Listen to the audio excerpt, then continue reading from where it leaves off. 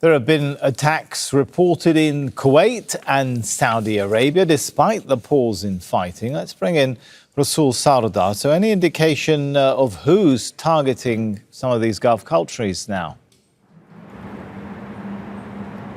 Well, Sami, it was relatively a quiet day, calm day across the GCC.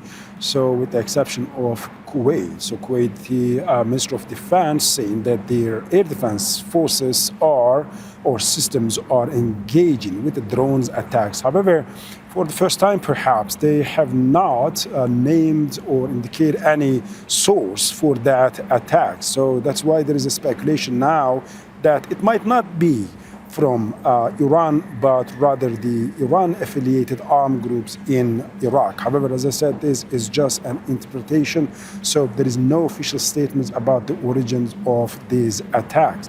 But Sami, as now the attacks are largely stopped, the damage that the attacks throughout the last 6 weeks have caused is also now becoming clear. So the Saudi Ministry of Energy has just released a statement. It's an assessment of the damage, and it's saying that within these coordinated attacks on the key energy infrastructure, including oil, gas, refining, petrochemical, and electricity facilities in Riyadh, in Eastern Province, and Yanbu in the western part of the country have caused casualties, operational disruptions, and major production losses. And say one worker, a Saudi citizen, was killed and 7 other Saudi citizens were injured by these attacks. And also saying the attacks hit the critical sites such as East-West pipeline and cutting flows about 700,000 barrels of oil per day.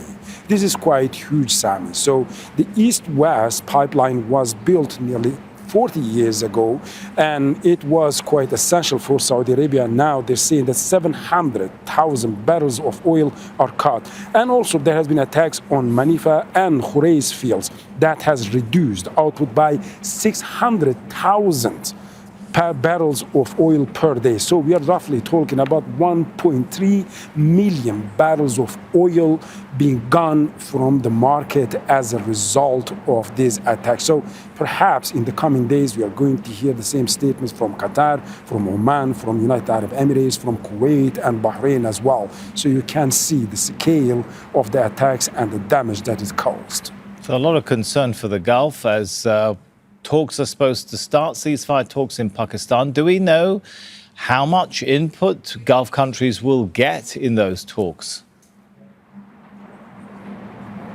Sami, they are not directly at the table. So what we see it's an Iranian delegation and an American delegation, and Pakistan is going to mediate between them. However, having said that, there are constant phone talks between the foreign ministers and the head of states of the GCCs with the Pakistani counterparts. So today, the Emir of Qatar had a phone call with Shahbaz Sharif, Prime Minister of Pakistan, and then King of Bahrain also had a phone call. Then yesterday, the Foreign Minister of Saudi Arabia, Faisal bin Farhan, had a phone call with Shahbaz Sharif, then the Kuwaiti Foreign Minister. So constant phone calls with the mediator over there. What we see, they are not directly at the table in this phase at least, but the constant communication is happening through the parties. And what we see is that at this stage, the GCC countries are communicating their demands remotely as of now. However, they are quite clear on their demands. First, that the Strait of Hormuz is not negotiable. So that any change of the status of the Strait of Hormuz is unacceptable by the GCC countries. This is economic lifeline of the GCC countries, so they are not going to accept any control of a certain actor on Strait of Hormuz. And the second demand is Iran's missiles program. So they have seen that Iranian missiles are quite a huge concern for the GCC country because they have caused significant damage. So they want this missile program not to remain as a threat for the GCC in the future. And the third concern is Iranian proxies, particularly those in Iraq, because throughout the recent war we have seen there have been hundreds of drones, particularly targeting Kuwait and Saudi Arabia. So they want to make sure that the Iranian proxies in the future are also not going to destabilize the GCC countries.